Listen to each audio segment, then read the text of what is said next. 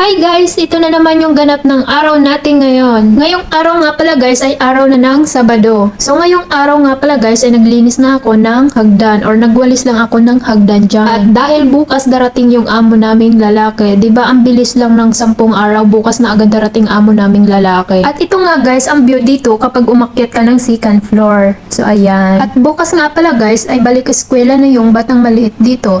So ayan guys yung puno ng nyog. Puno pala ng det. So ayan, napakataas niya na guys. Habang naglilinis nga ako guys ng hagdan, iniisip ko na ano oras na. Hinihintay ko kasi yung aking kasama hanggang ngayon wala pa. Ang sabi niya kasi siya na yung magluluto ng chicken. Then sabi niya sa akin magsaing lang daw ako ng kanin. Sa mga oras na yan guys ay tapos na nga ako nagluto ng kanin dyan at nakapaglinis na rin ako sa kwarto ng aking amo.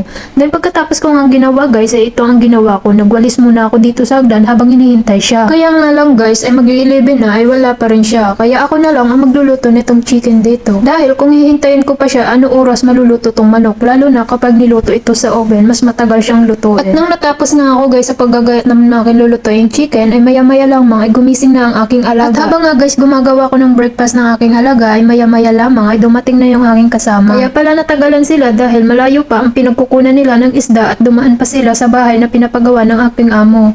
Then sabi niya traffic pa daw so kaya pala natagalan sila. At sa mga oras nga guys na dumating siya ay nakapagluto na rin ako ng chicken. Dahil hindi ko na siya guys hinintay na siya pang magluto dahil hindi namin hawak ang gising ng aming mga alaga. Dahil kung ano oras yung gising nila, ganun din yung oras ng kain nila dito. So paano ba yan guys? Hanggang dito na lang tayo. Thank you for watching. Hanggang sa muli. Bye-bye!